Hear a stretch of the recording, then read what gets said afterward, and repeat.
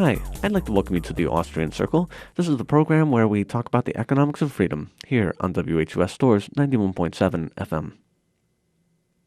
So thank you so much for tuning into my show this morning. We are going to be talking a little bit about vaccines on the show today. Vaccines have been in the news a lot lately, given the recent outbreak of measles, apparently coming out of Disney. And also the politicians have been talking a lot about vaccines, and specifically about forced vaccinations. Now, as libertarians, we are a value-free science. We are only concerned with the use of force. Mises was quick to point out that economics doesn't really care what choices people make, but rather we're interested in the science of economics. The actual actions that people take are kind of superfluous to what is action, and how do people buy and sell in the market, and what kind of consequences does that have? So when we're talking about medicine, when we're talking about vaccines, we don't say people should take a particular medicine or they should or shouldn't drink or, any of these things. It doesn't really matter to us. What we're concerned about is the use of force. Is it valid to use force against people? So the non-aggression principle is kind of the core of libertarian theory.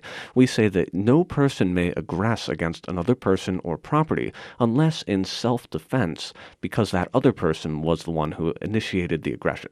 So if somebody is coming at you with a chainsaw, you can clearly defend yourself because they are the ones who initiated the harm against you.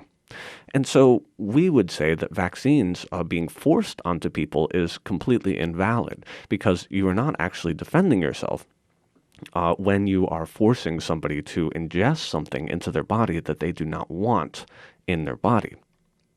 Now, the spreading of an actual disease to another person is actually an act of aggression. So if I know that I'm infected with some particular disease and that could be spread through the air, if I walk into a crowded room and I get those people in that crowded room infected because of my action, then I am liable for that damage done to other people. I'm actually constituting aggression when I spread viruses, especially knowingly, to other people.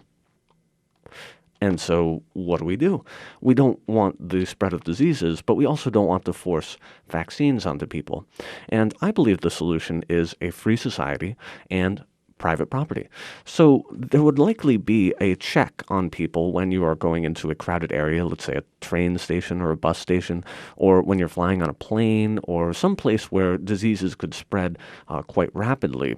You would be checked by a third-party liaison. So it would be probably like your insurance company who would have made sure that you got the appropriate vaccinations to make sure that you're not liable to spread diseases.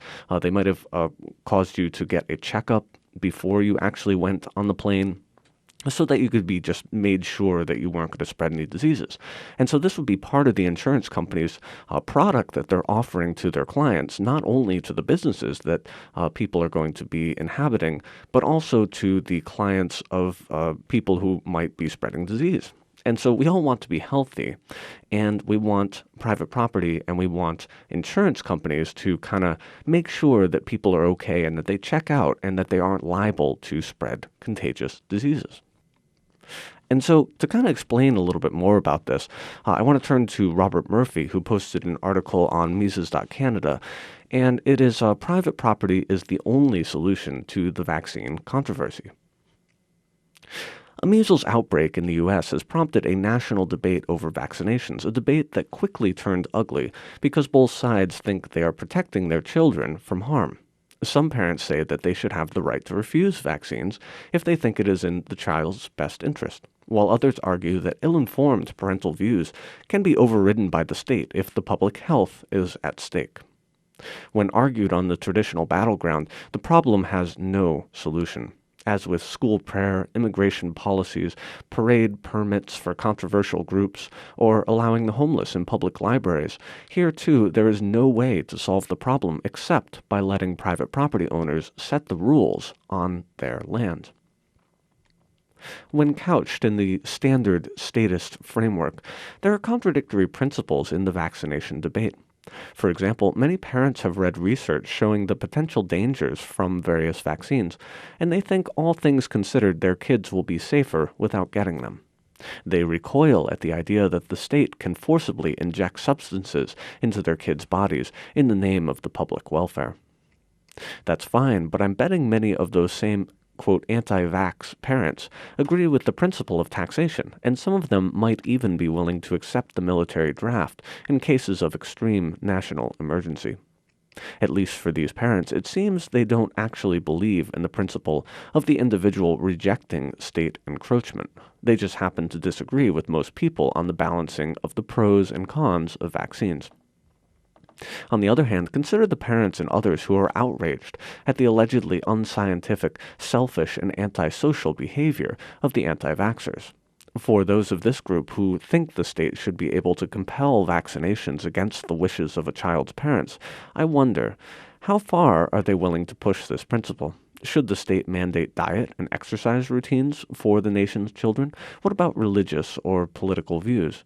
After all, parents from religious households might not want their kids' minds to be infected with the horrible ideas of atheism brought into the schools from other children, while skeptical parents might not want their children hearing on the playground that they're bound for hell unless they repent. Likewise, parents who believe in democracy wouldn't want their children hearing about fascism from other kids on the soccer team. Certain ideas are far more dangerous than the measles. But most Americans at least agree that in a free society, the state can't mandate particular religious and political views, no matter how harmful those views might be when put into operation. The only way to address these fundamental conflicts is to take the state out of the equation. Let private property owners set the relevant rules on their land. Privately run schools, daycare centers, youth clubs, and pediatricians can set their individual policies regarding vaccination requirements for participating children. Health insurance companies can decide if they will insist on vaccination in order for a newborn to remain on a parent's plan. Private property doesn't eliminate conflict, but it is a necessary foundation for the peaceful resolution of very heated disagreements. Bringing the state into the picture will hurt all children.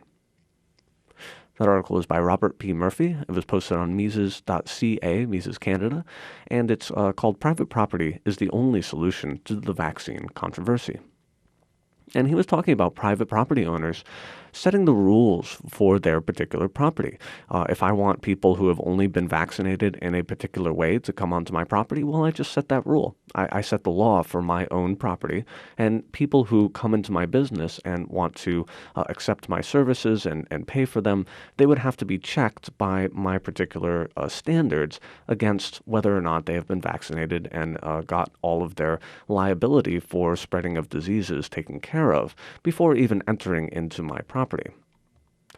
So the next article I would like to read is highlighting a little bit more about the danger of letting the government make decisions for us. And it's by Robert Wenzel. It's posted on Target Liberty, and it's called What's Worse, Government or the Measles? I'm glad to see a number of commenters at LouRockwell.com discussing the significant survival rate in modern industrial countries of those who contract measles.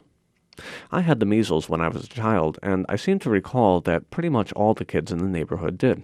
On the first sign of the spots, Dr. Tony was called and he visited the house. Doctors made house calls in those days. He confirmed it was measles, and it did not send my parents into panic. Back then, all parents seemed to know that kids were going to get the measles eventually. It was kind of a rite of passage. The big thing I remember about it is that I got to stay home from school for a few days. According to William Atkinson, Epidemiology and Prevention of Vaccine-Preventable Diseases, the risk of death among those infected is 0.2%. And this is a pro-vaccine Center for Disease Control publication. There are many others that claim the death rate in a modern industrial country is much, much lower. Measles is not Ebola. That said, I am not going to pretend that I have any knowledge at all about the trade-offs between the risk of dying from measles versus the risk that a measles vaccine will cause autism. I suspect, like most things, a few scientists may understand the true risk trade-offs, but then the understanding curve drops very quickly, with most loudmouths who think they understand the trade-off not having a clue as to the science required to truly understand the topic. But what I can't understand is why many of these loudmouths are on the side of coerced vaccinations. If they think that a vaccination is required to protect themselves and their kids, then they should just go ahead and get it. I am all for allowing them to get vaccination shots in their arms, even their eye sockets if they want. That should give them the protection they desire, and then they should leave everyone else alone. Quite frankly, the thing that is in epidemic proportions these days is not measles, but government coercion. Government coercion always and everywhere, every time we come up against it, snuffs out a little bit of our freedoms and lives. And given the number of new laws and regulations that are put on the books on a daily basis, we are nudging up against this coercion more and more often. We are, in an important sense, in a prison without walls. That, in the long run, is the real killer of our life and energy, and coerced vaccinations would just add to that government kill. That article was by Robert Wenzel, posted at Target Liberty, and called What's Worse, Government or the Measles? I'd like to now turn to Ron Paul over at the Ron Paul Institute, and he is talking about how vaccine controversy shows why we need markets, not mandates. If I were still a practicing OB/GYN, and one of my patients said she was not going to vaccinate her child, I might try to persuade her to change her mind. But if I were unsuccessful, I would respect her decision. I certainly would not lobby the government to pass a law mandating that children be vaccinated, even if the children's parents object. Sadly, the recent panic over the outbreak of measles has led many Americans, including some self-styled libertarians, to call for giving government new powers to force all children to be vaccinated. Those who are willing to make an exception to the principle that parents should make healthcare decisions for their children should ask themselves when in history has a limited infringement on individual liberties stayed limited. By ceding the principle that individuals have the right to make their own healthcare decisions, supporters of mandatory vaccines are opening the door for future infringements on health freedom. If government can mandate that children receive vaccines, then why shouldn't the government mandate that adults receive certain types of vaccines? And if it is the law that individuals must be vaccinated, then why shouldn't police officers be empowered to physically force resistors to receive a vaccine? If the fear of infections from the unvaccinated justifies mandatory vaccine laws, then why shouldn't police officers fine or arrest people who don't wash their hands or cover their noses or mouths when they cough or sneeze in public? Why not force people to eat right and take vitamins in order to lower the risk of contracting an infectious disease? These proposals may seem outlandish, but they are no different in principle from the proposal that government may force children to be vaccinated. By giving vaccine companies a captive market, mandates encourage these companies to use their political influence to expand the amount of vaccine mandates. An example of how vaccine mandates may have led politics to override sound science is from my home state of Texas. In 2007, the then Texas governor signed an executive order forcing 11 and 12-year-old girls to receive the human papilloma virus vaccine, even though most young girls are not at risk of HPV. The Texas legislature passed legislation undoing the order following a massive public outcry fueled by revelations that the governor's former chief of staff was a top lobbyist for the company that manufactured the HPV vaccine. The same principles that protect the right to refuse vaccines also protect the right of individuals to refuse to associate with the unvaccinated. Private property owners have the right to forbid those who reject vaccines from entering their property. This right extends to private businesses concerned that unvaccinated individuals could pose a risk to their employees and customers. Consistent application of the principles of private property, freedom of association, and individual responsibility is the best way to address concerns that those who refuse vaccines could infect others with disease. Giving the government the power to override parental decisions regarding vaccines will inevitably lead to further restrictions on liberties. After all, if government can override parental or personal health care decisions, then what area of our lives is off limits to governmental interference? Concerns about infection from the unvaccinated can be addressed by consistent application of the principles of private property. Instead of justifying new government intrusion into our lives, the vaccine debate provides more evidence of the need to restore respect for private property and individual liberty. That article is by Ron Paul, posted at the Ron Paul Institute, and it was called Vaccine Controversy Shows Why We Need Markets and Not Mandates. So, we've been talking about vaccines on the show today and the danger of letting the government tell us what we can and cannot put into our bodies. Because remember, whenever there's a law made, they are threatening people with arrest. They are going to grab people and put them in a jail cell if you do not obey them. And so, when we're talking about things like getting a vaccination or eating healthy or exercising or not getting that humongous soda that you'd like to get, we're talking about people who are police officers coming and grabbing you for not obeying that particular mandate. And this whole behavior of regulating and mandating people's actions has very widespread implications in the market as a whole. And we can see that entire industries are destroyed by the government regulating them. And people are taking other options because they are much better. They're much more viable. Places where the government has not been intervening are much more flourishing. There's much more competition. There's lower prices. There's higher quality because people are trying to get you to buy their product rather than you have to buy this product from a monopolistic organization. And unfortunately, one of those areas where the government has intervened heavily is the airports, where people who are transporting diseases potentially are walking through. And so what can we do to improve that area? And I'd like to turn to Patrick Smith. He posted this at Ask the Pilot, and he talks about the decline and fall of the U.S. airport.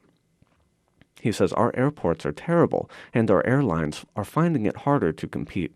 We've done it to ourselves through flyer unfriendly policies.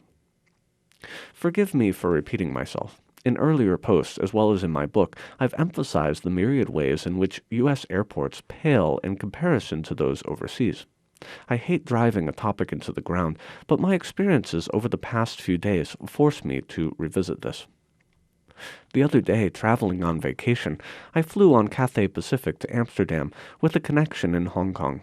The connection process in HKG went like this. I stepped off the first plane into a quiet, spacious, immaculately clean concourse and walked to my connecting gate about 6 minutes away. A short while later, I walked onto the flight to Amsterdam. That's it. Compare this, if you dare, to the process of making an international connection in the United States of America. Imagine you're a foreign traveler arriving in the U.S. from Europe or Asia with an onward connection either domestically or to a third country. You step off the plane and make your way to the immigration hall, which, as always, is packed to capacity. After standing in line for more than an hour, you're photographed and fingerprinted before finally being released into the baggage claims and customs hall. Or maybe it takes even longer. After docking at the gate, airline station personnel inform you that due to extremely long lines at immigration, all passengers are being asked to remain aboard the aircraft for the time being. Not to mention, if you're coming from a country that's not on the U.S. visa waiver list, you'll need to have obtained a visa in advance just to begin this process, no matter if you're only passing through. Your next task is to stand at the baggage carousel for 20 minutes and wait for your suitcase. American airports do not recognize the in-transit concept, meaning that all passengers arriving from overseas, even those in transit to a third country, are forced to claim and recheck their baggage. Once you've got your bag, another long line awaits at the customs checkpoint, followed by yet another line at the luggage recheck counter. Finally, you're released into the terminal. Of course, the building is used for international arrivals only, another one of those peculiarly American airport concepts, and your connecting flight is leaving from a totally different terminal on the other side of the airport. To get there, you walk outside and spend 15 minutes in the rain waiting for a bus. And we haven't gotten to the worst part yet. Once you've reached the correct terminal, it's time for security screening. The line at TSA is a good 20 minutes long, maybe more. At long last, you're in the departure concourse, which is dirty, overcrowded, and loud. Babies are crying, CNN news monitors are blaring, and waves of public address announcements, most of them pointless and half of them unintelligible, wash over one another. How long did all of that take? A solid 2 hours on some days. Welcome to the American airport. Even if you're not making a connection, the arrival process alone can take over an hour. Back at Hong Kong, a passenger can be off the plane, through immigration, and onto the train in Kowloon in 15 minutes. I remember my last trip to Bangkok and how I, an arriving foreigner, made it from the airport to the taxi stand in less than 10 minutes. BKK is one of the biggest and busiest international airports in the world, yet the waiting times at immigration can often be measured in seconds, never mind minutes. 2 years ago, a CNN poll of 1,200 overseas business travelers who've visited the United States, 20% said they would not visit the country again due to onerous entry procedures at airports, including long processing lines. 43% said they would discourage others from visiting. Separately, in a copy of Airline Pilot magazine, U.S. Chamber of Commerce counsel Carol Hallett stated that the United States risks falling behind Asia, the Middle East, and Europe as the global aviation leader. I'd say that battle was lost a long time ago. To be fair, the scenario above is a worst case to best case comparison. Many overseas airports require a secondary security check, for example, and terminal transfers aren't unheard of. However, if we're going to compare the typical connection experience in the US versus the typical connection experience in Europe or Asia, with or without the need to clear security or immigration, the latter is going to win almost every time, with scattered exceptions. The United States of America may have pioneered commercial aviation, but today the crossroads of global air commerce are places like Dubai, Frankfurt, Istanbul, Seoul, Hong Kong, and Bangkok. These are the places, not New York or Chicago or Los Angeles, that are setting the standards. They've got the best airports, the fastest growing airlines, and they offer the most convenience for travelers. Some of their success is owed to simple geography. Dubai, for instance, is perfectly placed between the planet's biggest population centers. It's the ideal transfer hub for millions of people moving between Asia and Europe, Asia and Africa, North America, and the Near East. The government of the UAE saw this opportunity years ago and began to invest accordingly. Today, Dubai Airport is one of the busiest, and its airline, Emirates, is now the largest in the world if you exclude the U.S. domestic market.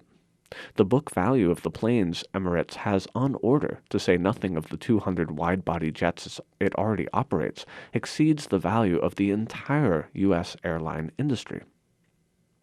Not far from Dubai, Istanbul's Atatürk airport is being massively expanded, poised to become a similar mega hub.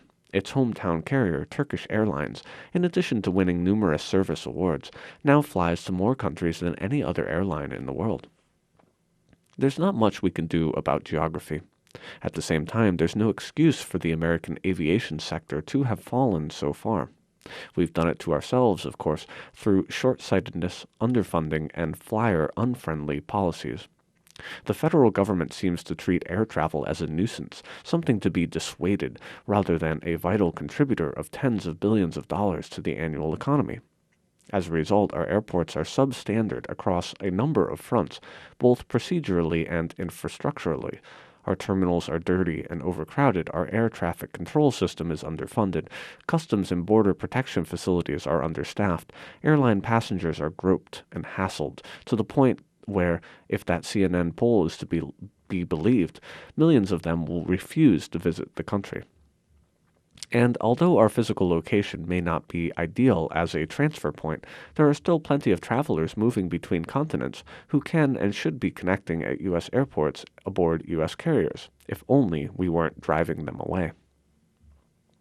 Traveling between Australia and Europe, for example, or between Asia and South America, the U.S. makes, or should make, a logical transfer point. Why can't LAX, JFK, or MIA work the way Dubai, Hong Kong, or Amsterdam do? We don't even try, beginning with the fact that our airports don't allow for transit passengers. Connecting via the U.S. entails an enormous hassle that you don't find in most places overseas. Flying from Australia to Europe, a traveler has two options. He or she can fly westbound via Asia through Singapore, Bangkok, Kuala Lumpur, or Hong Kong, or the Middle East, Dubai, Qatar, Abu Dhabi, etc., or eastbound via the U.S. West Coast, Los Angeles or San Francisco. Even though the flying times are about the same, almost everybody will opt for the westbound option. The airports are spotless and packed with amenities. The connection's painless and efficient. Changing planes at LAX, on the other hand, a passenger has to stand in at least 3 different lines, be photographed and fingerprinted, collect and recheck his bags, and endure the full TSA rigmarole before slogging through a noisy terminal to the departure gate. Traveling between Asia and South America, it's a similar story. Europe or to Latin America, same thing. Few passengers on these routes will choose to connect in the United States because we've made it so inconvenient. We can only guess at how many millions of passengers our carriers lose out on each year because of all this. Adding insult to injury, airline tickets in America are taxed to the hilt. Overall, flying is a lot more affordable than it has been in decades past, but if it feels expensive, one of the reasons is the multitude of government-imposed taxes and fees.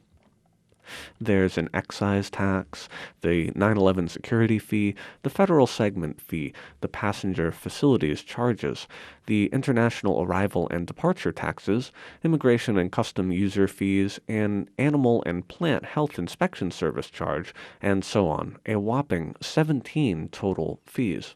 Airline tickets are taxed at a higher federal rate than alcohol and tobacco.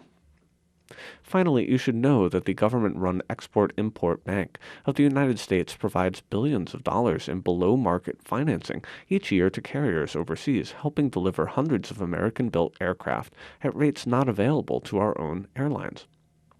This is one of the reasons Persian Gulf carriers such as Emirates and Etihad Airways have been able to expand so rapidly. U.S. taxpayers are in fact subsidizing the growth of carriers that compete directly with our own. Export-Import Bank's assistance is being helpful to Boeing, but it gives foreign carriers a strong competitive advantage and undermines the health of our airline industry. That article was by Patrick Smith. It's called The Decline and Fall of the U.S. Airport, and it was posted on Ask the Pilot. And it kind of outlines some of the disastrous effects of regulation and government intervention in the market economy. And as libertarians, we say that the market should be free and unregulated so that competition is going to drive customers to make the best choices for their own satisfaction among a myriad of different choices that they have available to them in the market. So I hope that you enjoyed this. This has been the Austrian Circle. We'll be back next week for another episode, and have a great week. Take care.